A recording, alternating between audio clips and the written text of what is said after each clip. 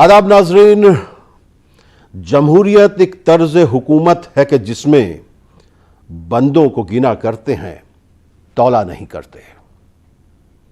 बंदे गिन लिए गए हैं।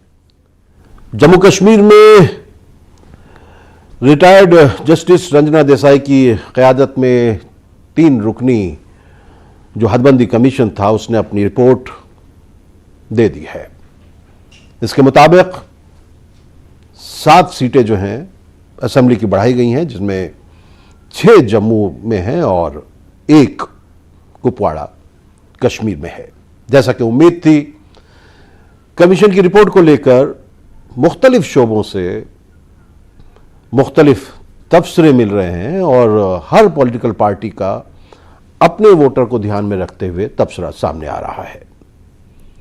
हम गौर करना चाहते हैं कि आखिर हदबंदी की क्या हद होनी चाहिए। क्या यह हदबंदी कमीशन की रिपोर्ट बेहद है या हद में है, या तमाम हदबंदी कमीशन ने तमाम जो वोटर्स हैं उनका ख्याल रखा है। मुख्तलिफ कबाइल हैं, मुख्तलिफ मज़ाहिब के लोग हैं, मुख्तलिफ खित्ते हैं, उनका ख्याल रखा गया है। पहली बार ऐसा हुआ है कि जो 5 पार्लिमानी कॉन्स्टिट्यूंसीज हैं उनमें सबको बराबर 18-18 असेंबली सेगमेंट्स दिए गए हैं। इस लिहाज से देखा जाए तो कश्मीर में 2.5 सीट आती हैं पार्लियामेंट की और जम्मू में भी 2.5 सीट आती हैं पार्लियामेंट की। अनंतनाग वाले एक दूसरे से मजाक भी कर रहे हैं क्योंकि उनको जो है जम्मू के साथ के कुछ हलकों के साथ जोड़ा गया है, पूंछ और राजौरी के साथ, तो उस पर भी कुछ मजाक में बातें भी हो रही हैं। लेकिन हम बहुत संजीदा गुफ्तगू करेंगे आज। हम जानना चाहते हैं कि जम्मू कश्मीर की जो हदबंदी कमीशन की रिपोर्ट आई है, क्या ये बुनियाद बनेगी आइंदा असेंबली इंतखाबात के लिए, क्योंकि आवाम जो हैं उनकी नुमाइंदगी जो है वो अब तक नहीं हो पा रही है सलीके के साथ। असेंबली में उनकी बात पहुँचे, यूटी को असेंबली मिले जितनी जल्द हो सके। यही उम्मीद थी कि डिलिमिटेशन कमीशन की रिपोर्ट के बाद जो है यकीनी तौर पर इंतखाबात की राह हमवार होगी और इंतखाबात होंगे। इस सिलसिले में हम बात करेंगे। हमारे साथ 5 अहम शख्सियात होंगी। धीरे धीरे सब लोग जुड़ते रहेंगे। ये डिजिटल ज़माना है, उसमें कुछ लोगों के सिग्नल चले भी जाएंगे, कुछ लोगों के सिग्नल आ भी जाएंगे, लेकिन हम कोशिश करेंगे हम उनसे जुड़ते रहें। मुझे बताया जा रहा है कि मेरे साथ नजमुल साकिब साहब जो हैं वो तर्जुमान हैं पीडीपी के, वो जुड़ चुके हैं। नजमुल साकिब साहब आप और हमारे साथ पीर मंसूर हुसैन सीनियर लीडर हैं जे&के पीपल्स कॉन्फ्रेंस के, वो भी जुड़ गए हैं। आप दोनों का हम खैर मकदम करते हैं। मैं शुरुआत करता हूं साकिब साहब आपसे। इस रिपोर्ट को लेके जो आपकी रहनुमा हैं महबूबा मुफ्ती साहिबा, उन्होंने बहुत तनकीद की है, तो आपको क्या महसूस होता है इस रिपोर्ट को लेके, आपकी क्या राय है? देखिए, हमारी जो तनकीद है वो टेक्निकल ग्राउंड्स पे है। वो तनकीद फॉर द सेक ऑफ तनकीद नहीं है। हमने फ्रॉम डे 1 कहा कि ये जो डिलिमिटेशन, जो हदबंदी कमीशन है, ये बीजेपी की जो है कि एक्सटेंशन आर्म बन गई है। हालांकि हकीकत ये थी कि इसको एक कॉन्स्टिट्यूशनल प्रोप्राइटी के अंडर काम करना था, एक कॉन्स्टिट्यूशन जो स्कीम ऑफ थिंग्स है उसके तहत काम करना था। बट हो ये रहा था कि हमें जो डिलिमिटेशन कमीशन के डेट्स, बीजेपी के जो प्रेसिडेंट यहाँ पे जे&के हैं, उनसे डेट्स पता चलते थे कि इनकी मीटिंग ही कब थी। एक पॉइंट। दूसरा पॉइंट, हमने जो टेक्निकल ग्राउंड्स पे इस डिलिमिटेशन कमीशन को फ्रॉम डे 1 फार्सिकल कहा, एक मजाक कहा, एक फरेब कहा। उसकी वजूहात ये थी कि अगर मुल्क में कहीं डिलिमिटेशन कमीशन नहीं हुआ तो जम्मू कश्मीर को आज सिंगल आउट क्यों करा जा रहा है, और अगर डिलिमिटेशन करना ही था तो वो जो यहाँ पे जब स्टेट बहाल होती तो यहाँ की इलेक्टेड रिप्रेजेंटेटिव्स और उनकी जो बॉडी यहाँ पे बनती असेंबली, वहां पे सारे जो नुमाइंदे, जम्मू कश्मीर के लोगों के नुमाइंदे, वो तय करते कि हदबंदी कमीशन कब होनी है और किस जो है। नाज़िम साहब, तो क्या आपका कहना यह है कि 2026 में जब मुल्क में तमाम पूरे मुल्क में डिलिमिटेशन की जो है प्रोसेस होगा, उस दौरान तक जो है 4 साल और जो है यहाँ पे एलजी का दौर रहे? नहीं, एलजी का दौर नहीं। मेरे कहने का मतलब ये है, जब यहाँ के लोगों को, तब तो हम इसीलिए तो हम डिमांड कर रहे हैं कि जल्द से जल्द यहाँ पे जम्मू कश्मीर में इलेक्शन हो, लोगों के नुमाइंदे हो, स्टेट की बहाली हो, और जो हमसे छीना गया अगस्त 5 को हमने, क्योंकि ये जो है इसके सोर्स जो इसको फाउंटेन हेड, एक तरफ से अगर आपने देखा जब ऑल पार्टीज मीटिंग होगी तो बहुत सारे लीडर्स ने कहा कि आप 370 और 35A के बारे में क्यों बात कर रहे हैं, क्योंकि ये तो सब्जुडिस है। और आज हम वही कह रहे हैं कि अगर मामला सुप्रीम कोर्ट में पेंडिंग है 370 का, 35A का, तो आप contours of Jammu and Kashmir कैसे चेंज कर रहे हैं, basic structure of Jammu and Kashmir कैसे चेंज कर रहे हैं। और हमने इसीलिए कहा कि बीजेपी जो भारतीय जनता पार्टी है वो अपने सियासी मफादात के लिए मुल्क के मफादात को नुकसान पहुंचाना चाह रही है, और उसने जो है उनको दाव पे लगा दिया। क्योंकि बीजेपी के जो उनकी जो सामने जो रिपोर्ट्स, अपनी जो असेसमेंट्स है, उनसे ये बिल्कुल वाज़ेह भारतीय जनता पार्टी को हो रहा है जम्मू के लोग उनसे नाला है। जो लोगों को उन्होंने वादे किए थे कि 370-35 से हटाने के बाद जम्मू में जो है एक तरक्की का माहौल जो है फिर से शुरू होगा और लोगों को नौकरियां मिलेगी, रोजगार मिलेगा, वहां पे तरक्की होगी, हो कुछ नहीं रहा है। हकीकत यह है कि जम्मू की जो सारी माइंस है वो बाहर के लोगों ने जो है वो खरीदी हुई है, जम्मू के जो सारे कॉन्ट्रैक्ट्स है वो बाहर के लोगों ने खरीदे। तो इस वजह से भारतीय जनता पार्टी जो है वो रूल्स ऑफ द गेम को चेंज करना चाह रही है। देखिए, एक होता है कि आप और मैं अभी बात कर रहे हैं तो एक रूल ऑफ द गेम जो है वो सेट है, आपका जो डिफाइंड आपका पर्सपेक्टिव है और मेरा डिफाइंड, हम उस पर बात करेंगे। बट भारतीय जनता पार्टी को जब ये लगा कि लोग नाला हैं तो उन्होंने जो गेम के जो रूल्स है वही चेंज कर दी। तो अब इससे ये दर्शाता है नहीं, इंतखाबात में तो दोनों खित्ते के लोग जब वोट देंगे तो आप अपनी बात रख सकते हैं, और यकीनी तौर पर जब अवामी नुमाइंदगी होगी तो उसमें फिर उसमें जो सारी चीजें निकल के आएंगी। तहसीन साहब, मैं आपको एक सिंपल सा छोटा सा पॉइंट बोलूंगा। इन्होंने जो प्रपोजल मूट किया है अभी कि पीओ के जो यहाँ पे रिजर्व सीट्स है, आप मुझे बताइए, ये क्लैरिटी नहीं है कि रिजर्व सीट्स नॉमिनेट कौन करेगा। वो तो होना ये चाहिए था कि जो यहाँ पे इलेक्टेड रिप्रेजेंटेटिव्स है, कल को जो एमएलए आए उनका ये हक बनता है वो वोटिंग करे और वहां से नॉमिनेशन हो जाए कि ये किसको, ये एलजी साहब नॉमिनेट करेंगे, दिल्ली से नॉमिनेट करेंगे, और कितने, ये भी क्लैरिटी नहीं है।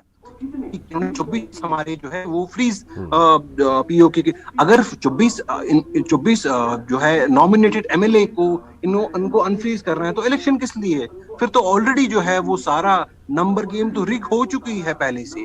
तो इसीलिए हमने पीपल्स डेमोक्रेटिक पार्टी ने कहा कि ये जो सारी एक्सरसाइज जो है, ये हमें इसकी जो बू आ रही है वो टैक्टिकल रिगिंग की हमें बू जो है इसमें से आ रही है। ये पहले से ही, चलिए हम इसमें अभी इस पे वसीतर उसके ऊपर बात करेंगे।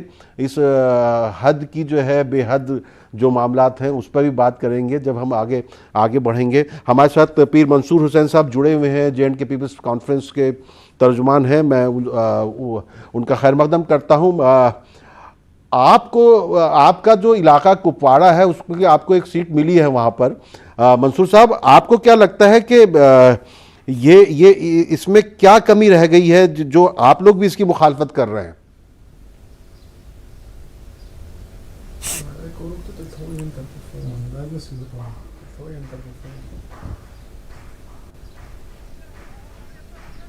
पीर मंसूर साहब आपको मेरी आवाज पहुंच रही है?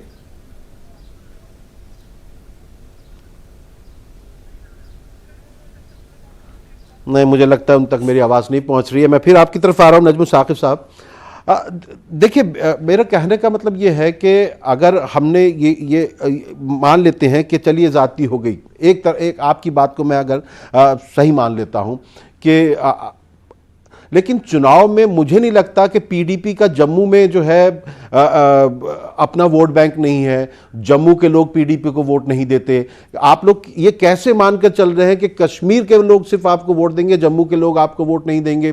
कश्मीर के लोग जो है, कश्मीर में जो है आपके कम मेंबर्स आ जाएंगे असेंबली के, और ये जो है बीजेपी जो है सारे जम्मू के वोट लेके चली जाएगी। ऐसा तो मुमकिन नहीं है ना? बिल्कुल गलत है। देखिए, जो आपका जो स्टेटमेंट है बिल्कुल गलत है।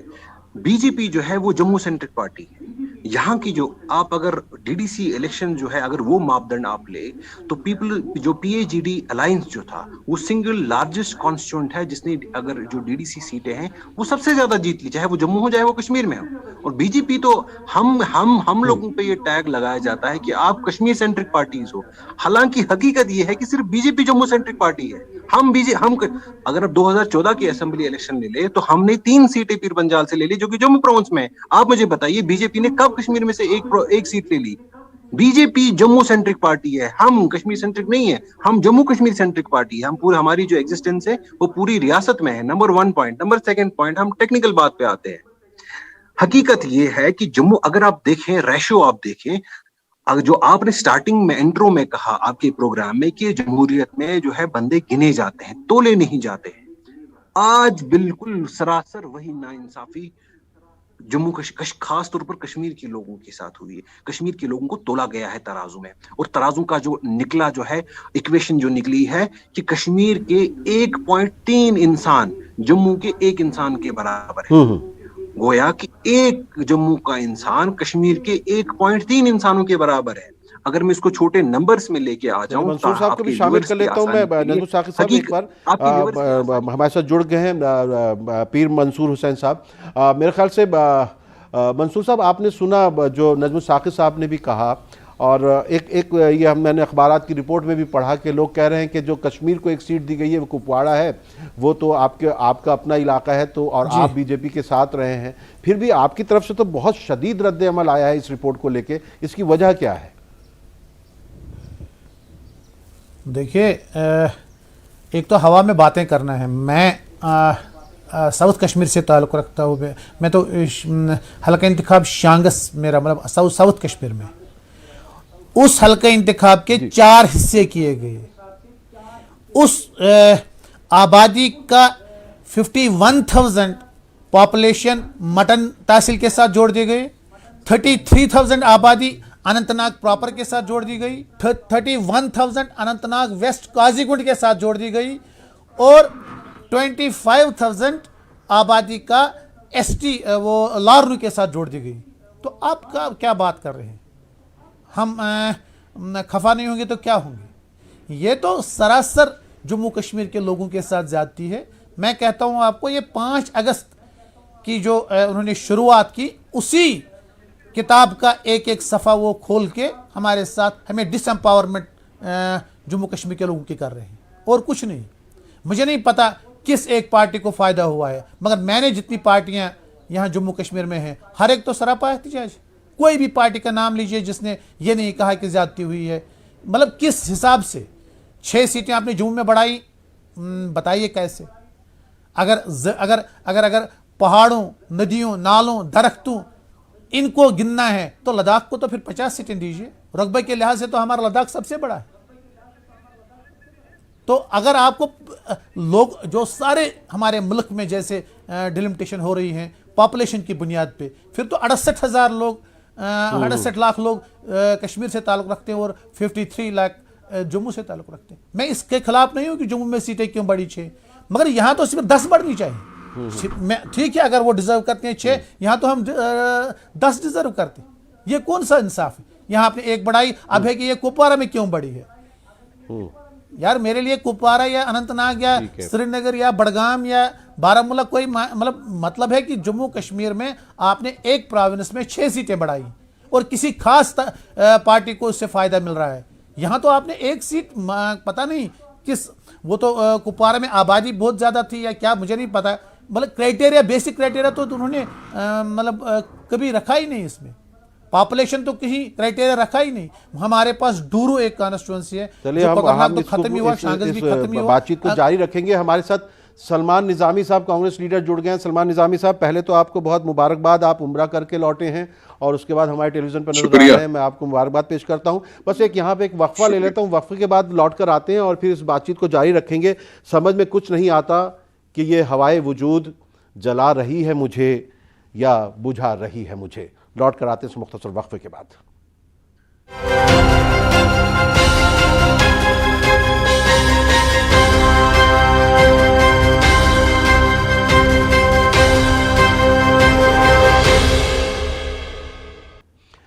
हदबंदी की हद, इस ख़ास मुबाहिसे में आपका एक बार फिर खैर मकदम है। हमारे साथ अभी फ़िलहाल 3 अहम शख्सियात जुड़ी हुई हैं और हम बाकी को भी जोड़ने की कोशिश कर रहे हैं। जो आईने से मिला, आईने पे झुंझलाया, किसी ने अपनी कमी की तरफ नहीं देखा।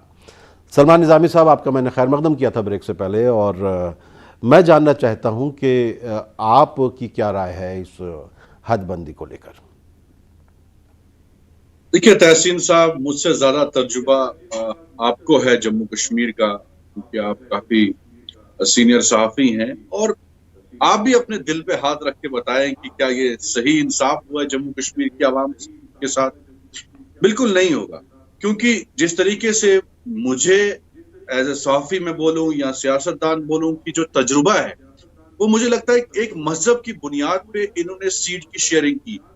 देखिए, डिलिमिटेशन जो है वो पहले रुतबे के हिसाब से किया जाता है, पॉपुलेशन के हिसाब से किया जाता है, और उसमें अभी टाइम था।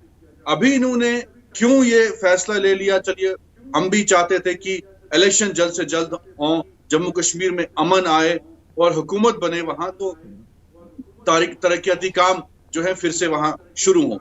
लेकिन जिस तरीके से आप देखिए पुंछ रजौरी को अनंतनाग के साथ जोड़ा है, आप मुझे बताइए कि जम्मू कश्मीर में ज्यादातर पहाड़ी इलाके हैं, तो अनंतनाग का एक जो वोटर होगा वो एक सांसद से मिलने के लिए कहां से पहले जम्मू पहुंचेगा, फिर पुंछ जाएगा। तो एक गरीब इंसान जो है वो कैसे अपने सांसद से मिलेगा, कैसे वो अपने काम करवाएगा? ऐसे ही आप चिनाब वैली में देखिए, चलिए आपने जम्मू में सीटें बढ़ाई, लेकिन कैसे बढ़ाई? आपने एक कोने को काटा और दूसरे कोने में जोड़ दिया। अब बर्फ के इलाके में आप देखिए 6-6 महीने रोड ब्लॉक होता है। अभी मुगल रोड 6 महीने ब्लॉक होता है। कैसे वहां के लोग जाएंगे सांसद से मिलने या विधायक से मिलने? तो ये एक इनकी मंशा थी कि हम जहां जहां हिंदू पॉपुलेशन है वहां हम सीट सेव कर देंगे बीजेपी के लिए। लेकिन मुझे नहीं लगता कि जम्मू कश्मीर की खूबसूरती जो है वो चाहे हिंदू हो, मुसलमान हो, सिख हो, ईसाई हो, बेशक आप मजहब की बुनियाद पे बाहर कई रियासतों पे इलेक्शन जीत भी गए, लेकिन जम्मू कश्मीर में ऐसा नहीं होगा। जम्मू कश्मीर वो खूबसूरत गुलदस्ता है जो 1947 में भी हिंदू और मुसलमान की बुनियाद पे नहीं बटा, तो आगे भी नहीं होगा।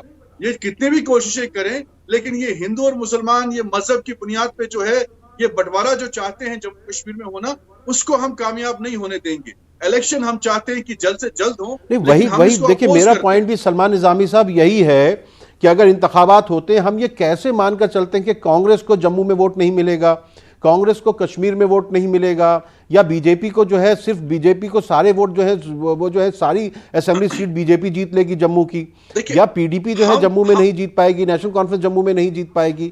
हम ये कैसे सोच के चलें? क्योंकि मैंने जो देखा है, जो मेरा तजुर्बा है जम्मू कश्मीर का, मुझे लगता है कि पीडीपी, नेशनल कॉन्फ्रेंस जो है बैन रियासत जो है वो तंजीम पार्टियां हैं, वो जो है जम्मू कश्मीर में भी, जम्मू में भी उनकी एक्सेप्टेटरी है और कश्मीर में भी उनकी एक्सेप्टेटरी है। इसी तरह कांग्रेस की है, इसी तरह पीडीपी की भी है।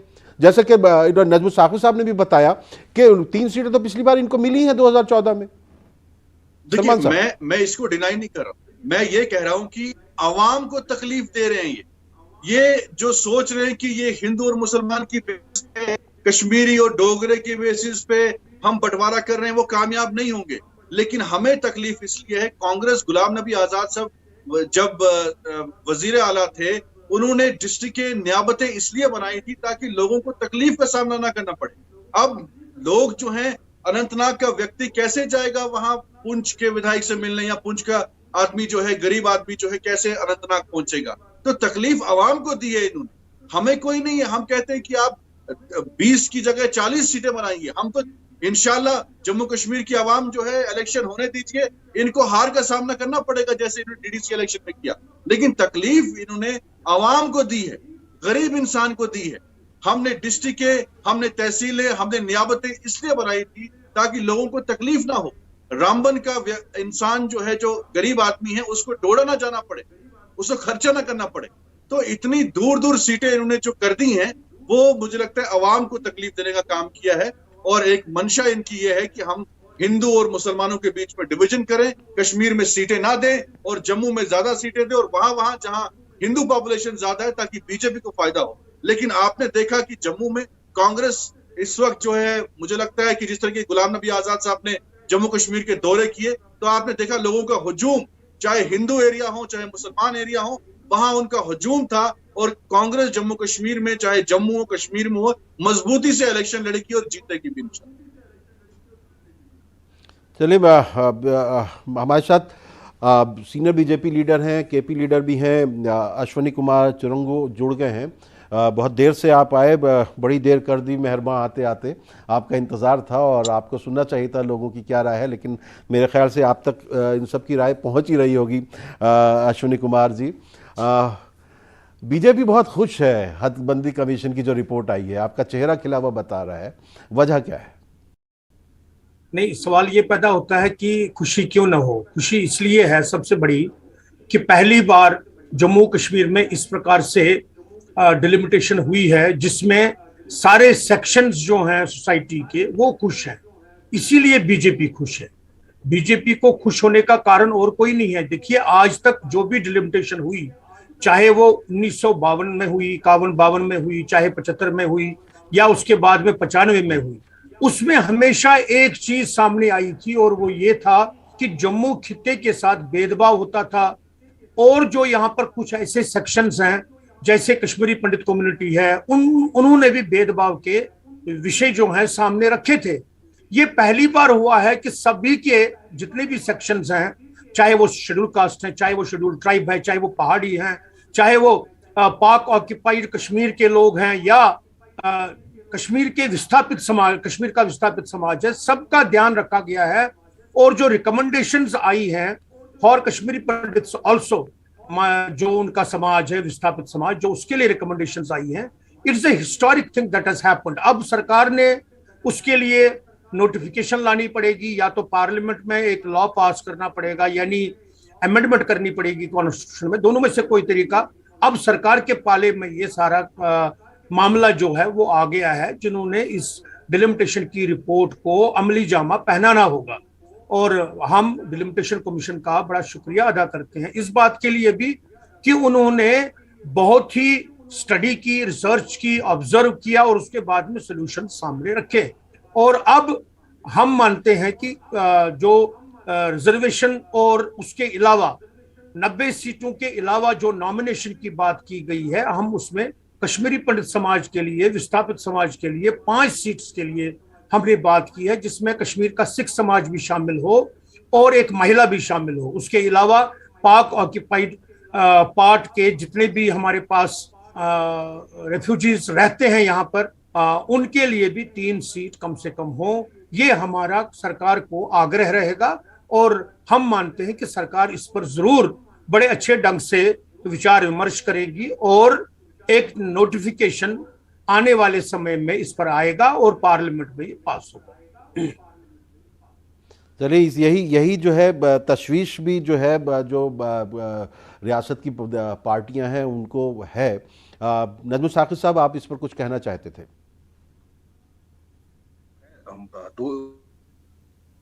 तो एक जो इनका जो झूठ, जो फरेब ये फैलाना चाह रहे हैं, उसका जवाब, और दूसरे मेरे सवाल डिलिमिटेशन कमीशन, और मैं चाहूंगा कि बीजेपी उनके जवाब ना दे, हुकूमत उनके जवाब दे, बिकॉज बीजेपी को डिलिमिटेशन कमीशन डिफेंड नहीं। हमने सोचा था एक कॉन्स्टिट्यूशन बॉडी होगी तो उसके अपने जो है वो खुद डिफेंड करेंगे अपने आप को, बट हो ये रहा है कि बीजेपी डिफेंड करिए। बट चलिए, छोटी चीज है। 2 इंपॉर्टेंट पॉइंट्स है। सबसे पहले इन्होंने कहा कि माइनॉरिटीज रिप्रेजेंटेशन, अगर 2014 की हम असेंबली निकालें, 13 मेंबर ऐसे थे जिनको जो हमारे शेड्यूल ट्राइब कम्युनिटी से थे, 13 लोग। आज इन्होंने शेड्यूल ट्राइब कम्युनिटी के लिए 9 जो है वो मुंतखब, जो रिजर्व किए हैं, उनके जो नंबर है कम हो रहे हैं, बढ़ नहीं रहे हैं। नंबर 1। नंबर 2 पॉइंट, इन्होंने कहा कि जनाब सरदारों की रिप्रेजेंटेशन, कश्मीरी पंडितों की रिप्रेजेंटेशन, आप मुझे बताइए, अगर आप representation on the basis of religion करना चाह रहे हैं तो गोधरा के मुसलमानों को क्यों नहीं रिप्रेजेंटेशन मिलेगी? उनकी भी रिप्रेजेंटेशन होनी चाहिए, वो भी लाखों डिस्प्लेस्ड है वहां से, उनकी भी आप कर लीजिए कहीं पे। तो मुल्क, क्या एक कम्युनिटी के लिए मुल्क का कॉन्स्टिट्यूशन तार-तार कर दोगे? Number 1, 2 point. नंबर 3 पॉइंट, इन्होंने, आप मुझे बताइए क्राइटेरिया इन्होंने सांबा में सीट एक बढ़ाई, बोला कि it is proximity to LOC, जो है इन लोगों को मुश्किलात है क्योंकि ये बॉर्डर पे रह रहे हैं। आप मुझे बताइए 10 किलोमीटर बॉर्डर के लिए इन्होंने एक सीट दे दी। बारामूला में हमारी 100 से ज्यादा किलोमीटर जो है बॉर्डर टच हो रही है। तो वहां पे उस हिसाब से हमारी 4 सीटें बढ़नी चाहिए अगर हार्डशिप्स लोगों को, अगर वो एक क्राइटेरिया बन रहा है। तो एक बिल्कुल जो है इन्होंने एक जो है propriety, rule of law, constitution, उसकी तो धज्जियां उड़ा दी है इन्होंने। तो इसीलिए मैंने आपको कहा कि इनको पता था कि जम्मू कश्मीर के लोग इनसे नाला हैं, और वो जवाब, क्योंकि इन्होंने जो है डिसेंट का कोई रास्ता नहीं छोड़ा। लोग इंतजार कर रहे थे कि इलेक्शंस कब हो जाएं और वो इनकी जो एरोगेंस का है वो थप्पड़ मार के उनको जवाब दे भारतीय जनता पार्टी को। इसीलिए इन्होंने जो है rules of the game change किया। मैंने आपको पहले भी बोला, टैक्टिकल रिगिंग से।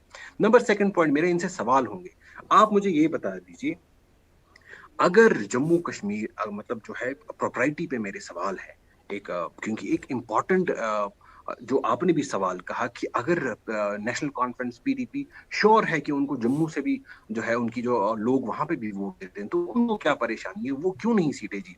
आप मुझे ये बता दीजिए। फिर बीजेपी, भारतीय जनता पार्टी को क्या परेशानी है कि अगर मुसलमानों को यूपी में सेम रिप्रेजेंटेशन दे, 14% पॉपुलेशन की, वेस्ट बंगाल में सेम रिप्रेजेंटेशन दे, कर ले उनके लिए रिजर्व।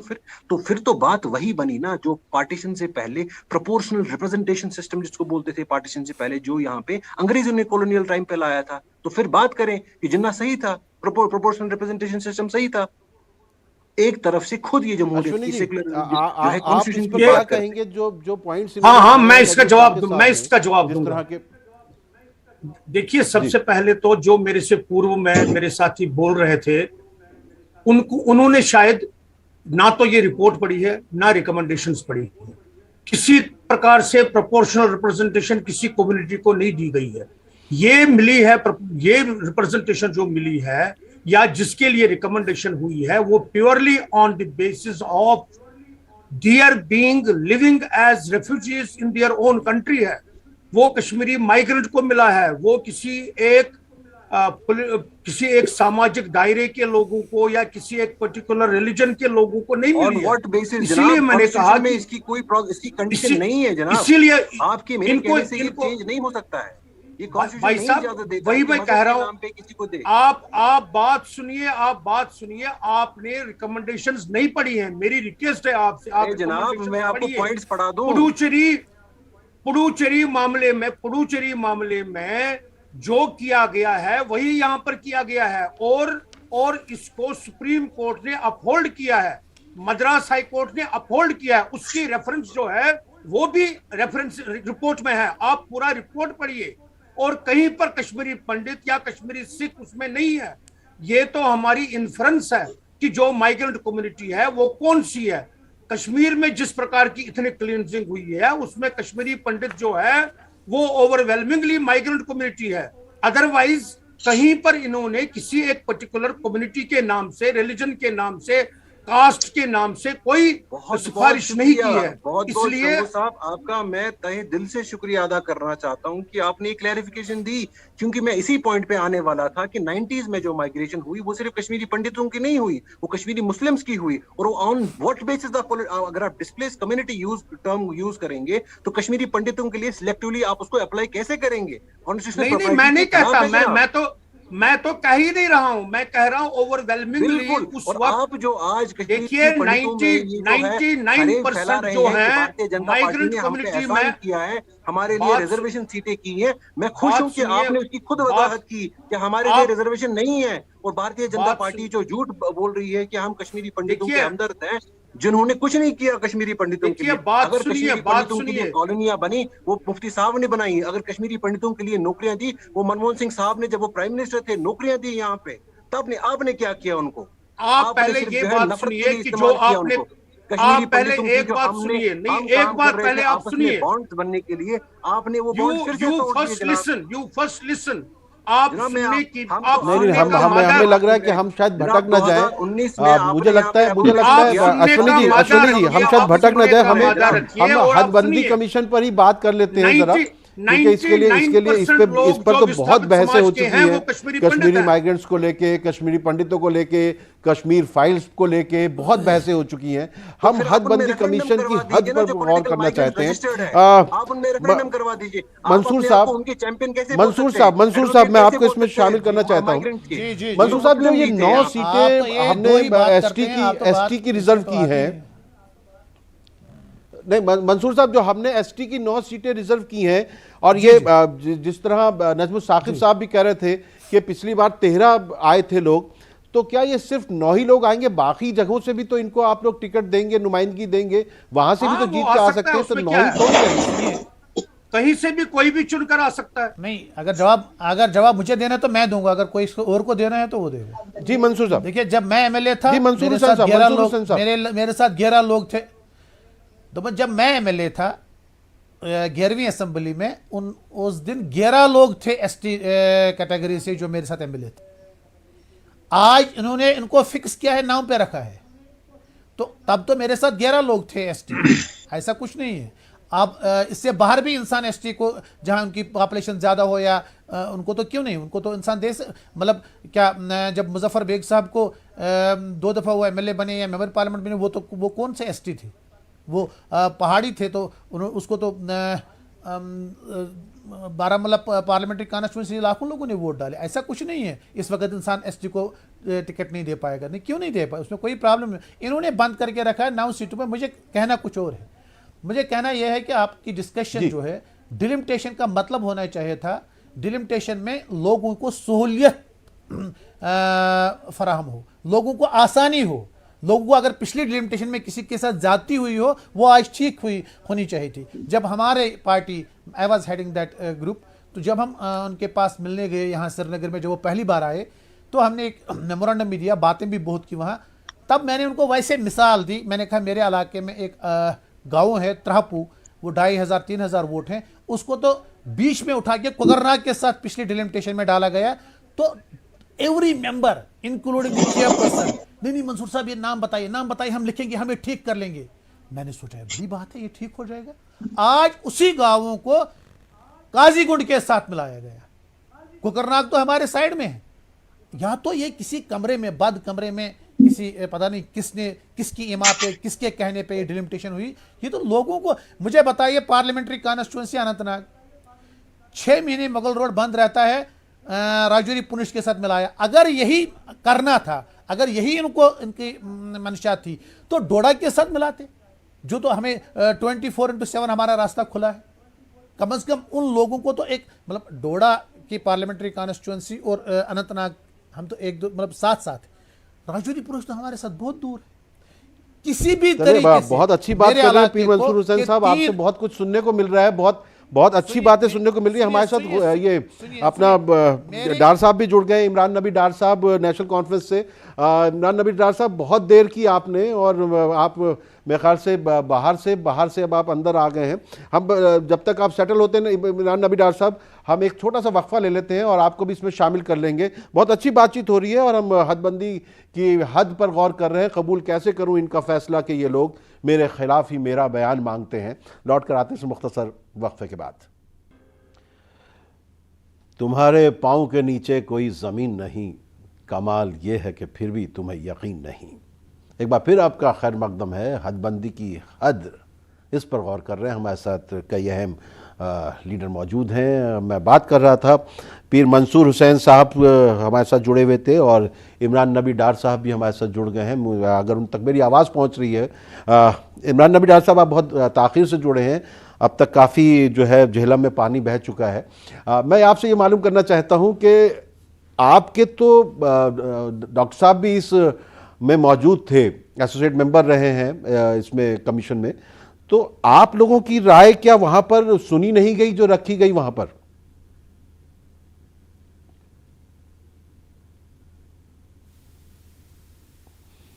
मेरे ख्याल से मुझे लग रहा है मेरी आवाज पहुंच रही है इमरान नबी साहब।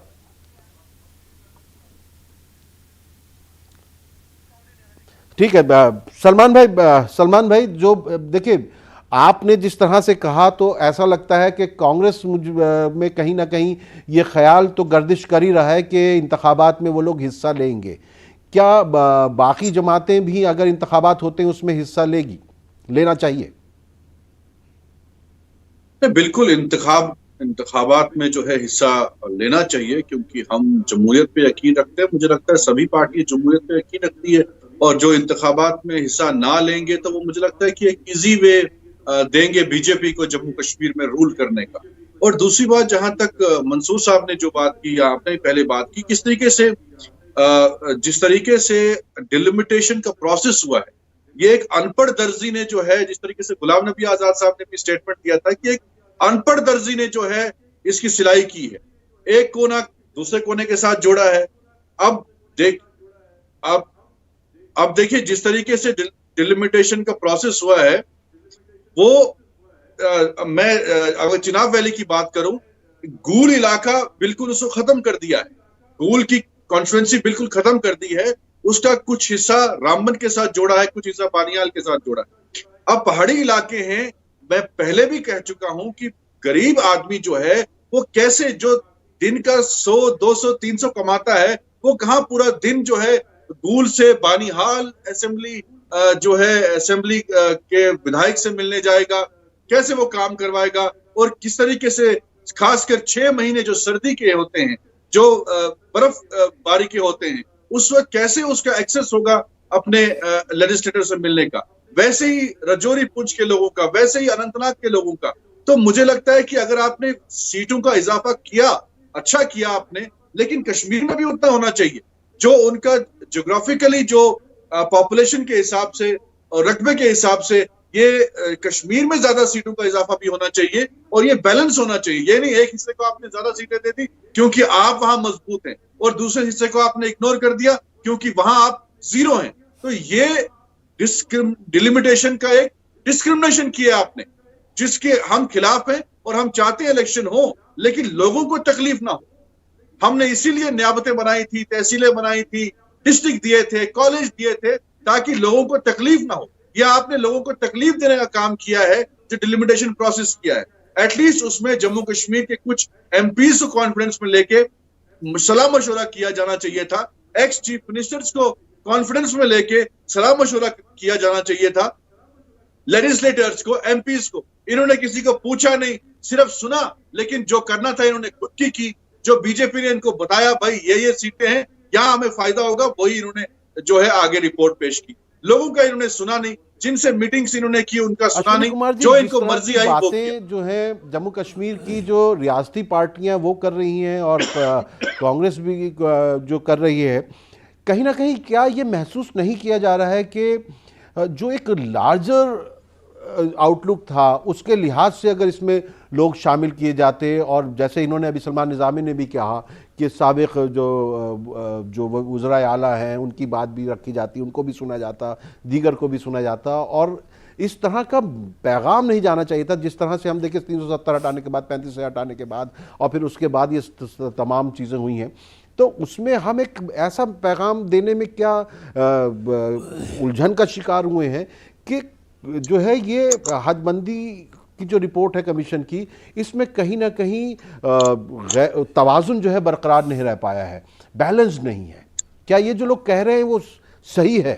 अश्विनी जी देखिए दो बातें हमने समझनी पड़ेंगी। आज तक इससे पहले 3 बार हदबंदी हुई है और उस समय भी जो सरकारें थी उन्होंने जो कानून वहां उस समय था उसके हिसाब से। अब ये दूसरी बात है कि किसने उसके बाद में क्या रद्द-ए-अमल अपना पेश किया, लेकिन उन्होंने डिलिमिटेशन की उस वक्त, उस वक्त का कानून था। जब गुलाम नबी आजाद बड़ी इंपॉर्टेंट किया, और दूसरी बात देखिए ये जो बीच में बात कर रहे हैं इसका मतलब ये है कि ये बात सुनना नहीं चाहते, केवल अपनी बात करना चाहते। नहीं, आप मिसलीड मत करिए। दूसरी बात, मैं मिसलीड नहीं कर रहा हूँ, देखिए मिसलीड मैं नहीं कर रहा हूँ। गुलाम नबी आजाद 70 साल में कांग्रेस ने किया, अपोजिशन ने अपोज किया था, उन्होंने आगे नहीं बढ़े, नेशनल आगे नहीं बढ़े, कांग्रेस ने किया। आपने क्या किया 6 सालों में? आज तक आपने क्या किया मुझे बताइए ना, कितना रोजगार दिया? नहीं देखिए सलमान निज़ामी साहब, जैसे हमने भी अपने दिल्ली वगैरह में जिस तरह के हदबंदी कमीशन की जब होता है, जो डिलिमिटेशन वगैरह होते हैं असेंबली सीट्स वगैरह को लेके, पार्लियामेंट सीट्स को लेके, तो हमेशा यही जो पार्टी रूलिंग होती है और जो पार्टी अपोजिशन में होती है उनका यही कहना होता है कि इन्होंने जो है अपने हिसाब से जो है सीटें डिसाइड कर ली, अपने हिसाब से वोटर डिसाइड कर लिए, इस तरीके से इन्होंने बांट लिया है। तो यकीनी तौर पर रही हैं जो इन्होंने अपने समय में किया है, इनकी एक्सपीरियंसेस, इनका अनुभव ये है कभी नहीं कि जो हमने, किसी जो भी उन्होंने उस वक्त रूलिंग किया पार्टी वही ने वो कह रहे पीछे हैं। अपोजिशन को इग्नोर उन्होंने नहीं किया। उन्होंने चलिए सुनिए gerrymandering सुनिए, हमने एक बार मैं gerrymandering इमरान नबी रिपोर्ट डार साहब को की, शामिल कर लूं ताकि उन्होंने तबाह मेरा ये किया था सारे 5 लोग जो है इसमें की पूरे सारी हो जाएं। constituencies। इमरान नबी डार साहब, आपको मेरी आवाज आ रही है क्या?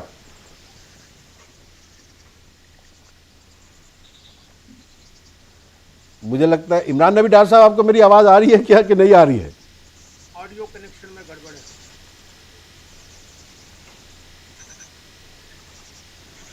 जी जी, तहसीन बोल रहा हूँ। हम लोग हदबंदी की हद पर बात कर रहे हैं। मेरे साथ 4 और अहम शख्सियात मौजूद हैं। अश्वनी कुमार बीजेपी से हैं, कांग्रेस लीडर हैं सलमान निज़ामी साहब, हमारे साथ मंसूर हुसैन साहब भी हैं और नजमुल साकिब साहब भी हैं, और सब जो हैं अपनी अपनी बात रख चुके हैं। और मैं आपके साथ जुड़ना चाहता था इमरान नबी डार साहब, और अब आपका फ्रेम भी बहुत अच्छा बन गया है। इस देखिए, मैंने ये सवाल आपसे पूछा था, अब तक मेरी आवाज़ नहीं पहुंची थी कि आपके तो 3 मेंबर ऑफ पार्लियामेंट इसमें थे, तो क्या आप लोगों की बात नहीं सुनी गई है इसमें? चलिए, मेरा सवाल अगर कोई कंट्रोल रूम से इन तक पहुंचा दे, अगर ये जुड़ते हैं तो इसका ये हम जवाब ले लेंगे। मैं फिर आ रहा हूं। नजमुल साकिब साहब, आप देखिए, जो सलमान निज़ामी ने कहा, अगर हुकूमत जो ये इनकी रिपोर्ट है इसको इसी अंदाज से लेती है और यही रहता है, तो क्या जम्मू कश्मीर रियासत की जो पार्टियां हैं वो इंतखाबात में हिस्सा लेंगी, और क्या एक होकर लड़ेंगी? अगर आपको लगता है कि जम्मू रीजन में तो बीजेपी ने इस तरह से सारा मामला किए हैं कि उनको ज़्यादा सीटें मिल जाएं और आप लोगों को ना मिल पाए, तो क्या आप लोग एक होकर लड़ेंगे? गुपकार अलायंस एग्जिस्ट करेगा? इमरान भाई ने बिल्कुल सही बात कहा है। बेसिकली इनका जो मकसद इस प्रोसेस का है, सारी प्रोसेस का जो मकसद ये था कि इलेक्शंस जो है परफॉर्मेंस बेस्ड पे ना हो। इलेक्शंस एक एमएलए को उसकी कारकर्दगी पे उसको वोट ना मिले, बल्कि इलेक्शंस को ऐसा पोलराइज किया जाए कि ये जम्मू वर्सेस कश्मीर हो जाए, मुस्लिम वर्सेस हिंदू हो जाए, ताकि उसमें जो है उनका ये अपना जो है वोट बटोर लें अपने। सलमान भाई ने बिल्कुल सही कहा है, और अगर आप इस पॉइंट पे जितना भी हम स्ट्रेस करें वो कम है। दूसरा पॉइंट, आप मुझे बताइए, जमहूरियत के निज़ाम से देखिए, इनकी जो सारी प्रोसेस हम लोगों के लिए है, जो जैसे मैंने स्टार्टिंग में कहा कि हम जिस तरीके से इस प्रोसेस को देखते हैं कि इन्होंने इलेक्शन से पहले ही रिगिंग कर ली। एक होता है कि एक टाइम होता है कभी जो पुराने जमाने में तो इलेक्शंस के बाद रिगिंग की जाती थी। आज ये इन्होंने जो किया है, ये इलेक्शन से पहले ही रिगिंग की है, और ये चाहते हैं कि हम लोग जो कश्मीर जो यहाँ पे रीजनल पार्टीज हैं, जो अभी पीएजीडी के कॉन्स्टिट्यूएंट्स हैं, वो इलेक्शन ना लड़े, ताकि इन लोगों के लिए ये आसान हो जाए कि ये हम लोगों को ये बताएं, देखिए जी ये तो मेन स्ट्रीम का हिस्सा है ही नहीं, ये तो एंटी नेशनल जो है एक जमातें हैं, तो इनको आहिस्ता आहिस्ता जो है इस सिस्टम से खदेड़ दें, और हमें जो है मुल्क के लोगों के नजरों में हमें जो है एक एंटी नेशनल करार दें। इसलिए हमने जो है जो हमारी ऑब्वियसली इस पे जो पीएजीडी की लीडरशिप इस पे आगे बात करेंगे, आगे बाकी जो कांग्रेस भी है, जो एक नेशनल पार्टी, एक सबसे बड़ी ऑपोजिशन पार्टी है मुल्क की, तो वो भी एक जो है बाद में फैसला लेंगे, इस पे अभी कंसल्टेशन होंगी। पर जहां तक हम लोग जो है हमारी सतह पे जो हम देखते हैं, लग ये रहा है कि लोग ये चाह रहे हैं कि बीजेपी को एक वॉक ओवर ना मिले, और जो है हम डेमोक्रेटिक स्पेस को वकेट ना करें, क्योंकि कंटेस्टेशन जो डेमोक्रेसी में है वो इम्पोर्टेंट है। और अगर हम वोट जो है, हमारे पास डिसेंट का सबसे बड़ा मैकेनिज्म है, जैसे मैंने अभी आपको कहा कि हम लोगों के पास कोई डिसेंट का मींस जो है, मीडियम जो है वो अवेलेबल। आपकी बात को बीच में काटूंगा क्योंकि मैं इमरान नबी डार साहब के साथ शायद जुड़ चुका हूं। डार साहब, मेरी आवाज आ रही है आपको?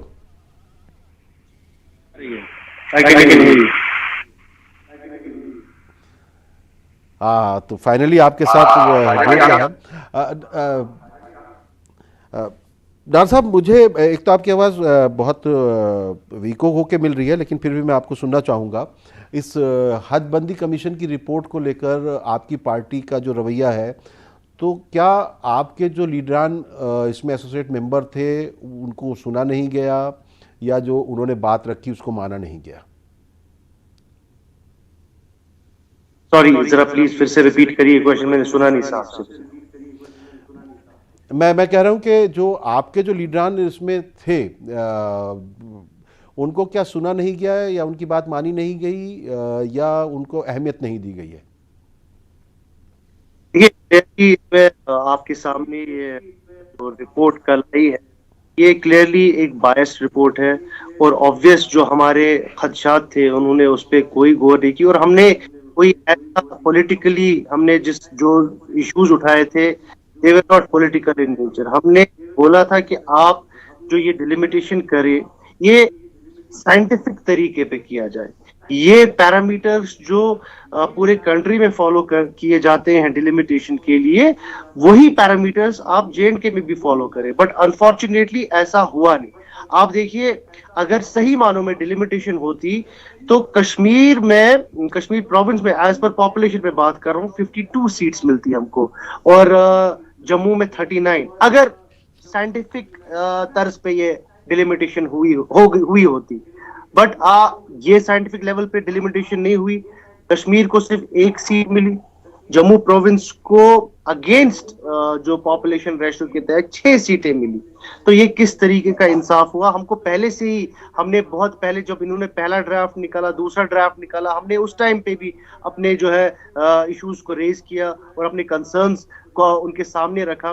पहले हम इस कमीशन को बिल्कुल भी इसकी जो कॉन्स्टिट्यूशनल वैलिडिटी है ये तो सस्पेक्ट है वैसे भी, बिकॉज जो इसका पेरेंट एक्ट है जे.एंड.के रीऑर्गेनाइजेशन एक्ट, आपको ये भी मालूम होगा, वो इस टाइम पे सुप्रीम कोर्ट में ज़ेर समाअत है।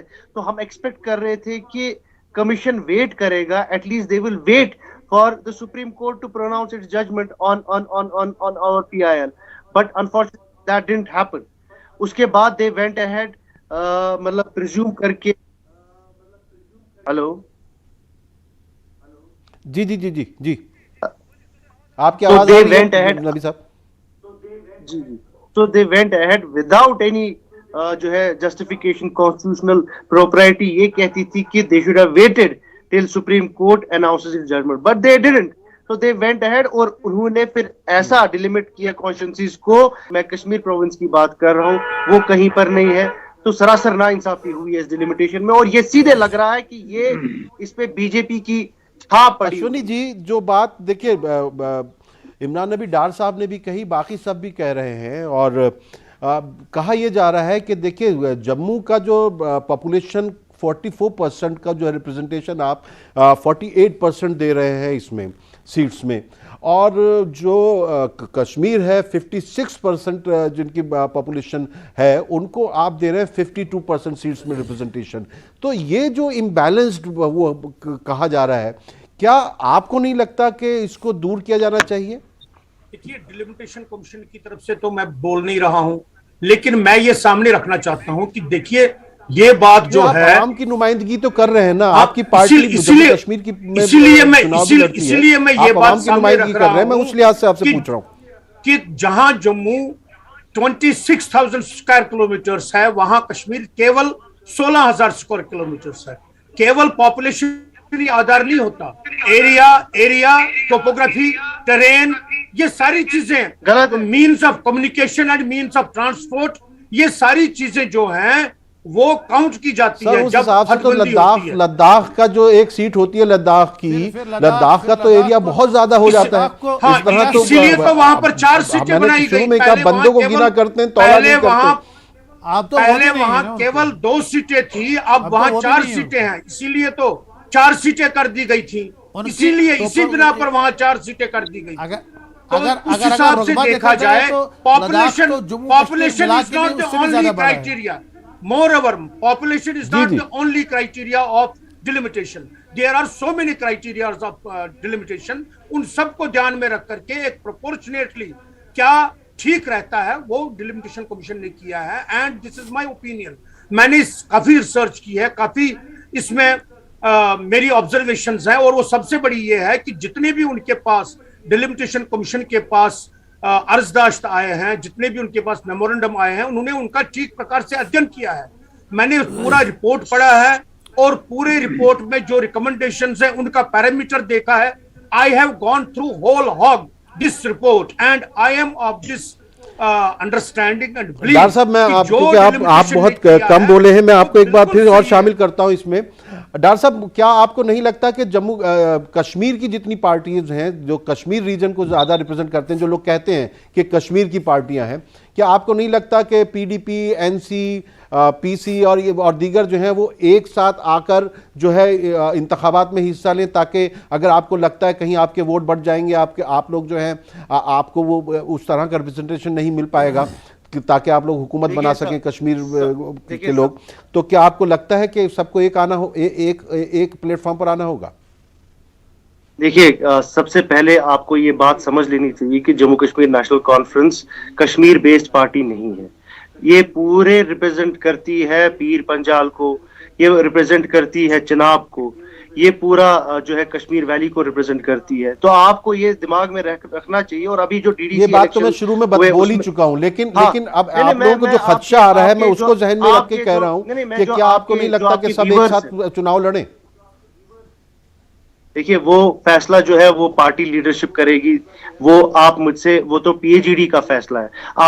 मैं यहाँ पे नेशनल कॉन्फ्रेंस की रिप्रेजेंटेशन कर रहा हूँ और मैं यही आपको बोल रहा हूँ कि नेशनल कॉन्फ्रेंस पूरे जदोजहद से जो है ये लड़ाई जो है लीगली पीसफुली इस लड़ाई को लड़ेगी। और ये खासकर ये जो झूठ फैलाया जा रहा है, जैसे मुझसे पहले एक कोई बोल रहे थे कि डिलिमिटेशन जमीन पे होगी, टोपोग्राफी पे होगी। अरे मतलब ये सब चीजें आप आज सारे पढ़े लिखे हैं। मैं सबको गुजारिश करूंगा कि आप गूगल करिए, वहां पर आप देखिए कि बेसिक क्राइटेरिया क्यों आप ढूंढा जाता है, क्यों फिर 2011 की सेंसस को ढूंढा गया, क्यों पॉपुलेशन सेंसस को ढूंढा जाता है। बिकॉज डिलिमिट कॉन्स्टिट्यूएंसीज होती हैं बेस्ड ऑन द सेंसस। ये धोखा दिया जा रहा है लोगों को कि हम टोपोग्राफी पे करेंगे। Census is not the only criteria. Census is the Census is not the only criteria for delimitation. You should go through the report. आप रिपोर्ट पूरा पढ़िए और फिर देखिए। अरे सुन लीजिए, आप मेरी बात सुनिए, मैंने इंटरफेयर नहीं किया। आप पहले जाके पूरे हिंदुस्तान में ये इम्प्लीमेंट करिए। पहले आपको सारे हिंदुस्तान में इम्प्लीमेंट हो चुका है, आपने किया ये इम्प्लीमेंट होगा। गिव मी एन एग्जांपल जहां पे टोपोग्राफी में एक एग्जांपल दीजिए और लाइव टेलीविजन। कोई एग्जांपल नहीं है आपके पास। You are misleading. This is a misleading statement. You are lying. You have already. No, I do not take your statement. आप मेरे ख्याल से मेरे पास वक्त जो है इलेक्शन कमीशन है और only criteria जो है पॉपुलेशन है। Only criteria is the population. There is no criteria of delimitation. ये सरासर नाइंसाफी है कश्मीर के साथ। ये झूठ के पाँव नहीं होते, झूठ के पाँव नहीं होते। कहीं पर हिंदुस्तान में टोपोग्राफी पे डिलिमिटेशन नहीं हुई अभी तक, न कभी होगी। Go and check it. You don't know anything. Don't मुझे लेक्चर मत करो। आप मुझे लेक्चर मत करो। आप पहले सच का सामना करो। और अरे मुझे रिपोर्ट नहीं पढ़ी है, मैं आपको बोल रहा हूँ। अजीब इंसान हो आप यार, सुनने के लिए तैयार नहीं हो। मुझे आपसे कोई बहस नहीं। देखिए इमरान नबी डार साहब, आप बहुत ताख़िर से जुड़े, आपके अंदर अभी तवानाई बहुत ज़्यादा है और अब उस लिहाज से हम बिल्कुल आखिर में पहुंच चुके हैं। हमारे पास बहुत सीनियर लीडर हैं, पीर मंसूर हुसैन साहब, मैं उनको आखिर में शामिल करना चाहता हूं। पीर मंसूर हुसैन साहब, आप तो हाउस में भी बैठे हैं, आपको क्या लगता है कि यहाँ से एक रास्ता किस तरफ को जाता है? बस बिल्कुल मैं आखिर में हूँ। देखिए, एक ही बात मैं आपको बताऊँ, हर एक पार्टी मां सिवाय की एक पार्टी की कोई भी सेटिस्फाइड नहीं है। क्या ये चश्म कुशा नहीं है? क्या ये आई ओपनर नहीं है for government of India, for this commission, कि एक भी बंदा उनको नहीं दिखता है कि जो खुश है इस पे कि नहीं ठीक हुआ है। लोग खुश नहीं हैं, पार्टीज खुश नहीं है। जो पार्टीज, मैं I was representing one assembly segment, देखिए जितने भी लोग हैं हर एक नाला है, गलत हुआ, कोई क्राइटेरिया हुआ ही नहीं। देखिए, जो ये अभी साहब बात कर रहे थे बीजेपी की तरफ से, 10 लाख लोगों को आप क्या दे रहे हैं? 10 लाख लोग ज्यादा हैं कश्मीर में जम्मू से, उनको भी दीजिए ना। उनको क्या दे रहे हैं? आप कहते हैं दरख्तों को हमने दिया, दरियाओं को दिया, पहाड़ियों को दिया, दीजिए, मगर इन 10 लाख लोगों को मुझे बताइए आपने क्या दिया? कुछ तो जवाब होगा आपके पास, एक जवाब तो दीजिए। 10 लाख तो ये तो 2011 की सेंसस मैंने नहीं की। नजम साकिब साहब, आप क्या कहना चाहेंगे आखिर में? बस बहुत वक्त कम है, मेरे पास 30 सेकंड है आपके पास। नजम साकिब साहब 30 सेकंड है। देखिए, हमने जो स्टार्टिंग से कहा कि ये एक्सरसाइज एक फार्सिकल एक्सरसाइज है, ये बीजेपी की डिलिमिटेशन कमीशन है, ये कॉन्स्टिट्यूशन ऑफ इंडिया के पैरामीटर्स पे कॉन्स्टिट्यूशन ये डिलिमिटेशन नहीं हो रही है। ये बीजेपी अपने मफाद के लिए जो है इन्होंने डिलिमिटेशन किया और इन्होंने बीच बोर के रखे हैं जम्मू और कश्मीर को परपेचुइटी के में लड़ाने के लिए। आपस में जो उनकी जो है जंग रहे, उसमें उस जंग को एस्टैब्लिश करने के लिए इन्होंने आज वो बीज बोए हैं और ये चाह रहे हैं कि उसकी जो फसल जो है ये सालों साल तक बटेरे। चलिए, बहुत अच्छी गुफ्तगू रही है और मेरे ख्याल से हमें इस पर और भी आगे बात करते रहना होगा, और ताकि हम हमारे जो जम्मू कश्मीर के अवाम हैं उन तक जो है सबकी बात पहुँचे। यहाँ पे अश्वनी जी बस जल्दी से कुछ जी बताइए अश्वनी जी। सबसे गुजारिश करूंगा कि देखिए, जब रिपोर्ट सामने आ जाती है अल्टीमेटली इसके दो तरीके होते हैं। एक होता है इसको फॉलो करना और इलेक्शंस की तैयारी करना, और दूसरा होता है कि इसको नहीं मानना और बाइकआउट करना। एक तीसरा तरीका भी होता है और वो है जुडिशियल रिव्यू के लिए जाना। डेमोक्रेसी में सारे तरीके सामने हैं। मैं सारी पार्टी से अपील करूंगा कि वो इमरान नबी डार साहब ने कहा कि हम लीगली इसको फाइट करेंगे, और जो भी रास्ता है उसमें वो लीगली फाइट करने के लिए तैयार है। और अगर जैसा कि कहा जा रहा है कि हो सकता है इंतखाबात जम्मू कश्मीर के गुजरात और हिमाचल के साथ हो जाए, तो उस सूरत में क्या रुख होगा तमाम सियासी पार्टियों का, वो भी हमें देखना होगा। नाज़रीन, हम इस पर आगे भी गुफ्तगू करते रहेंगे क्योंकि यहाँ वक्त खत्म हो रहा है, लेकिन हम फिर इस हफ्ते जो है आइंदा हफ्ते इस पर बात करेंगे और हम देखना चाहेंगे कि क्या बात निकल के आती है। तुम्हारी जीत पर अब वारने को कुछ भी नहीं, हमारे पास मियां हारने को कुछ भी नहीं। बहुत बहुत शुक्रिया सभी जो हमारे साथ शामिल हैं, उन सभी का बहुत बहुत शुक्रिया। आदाब।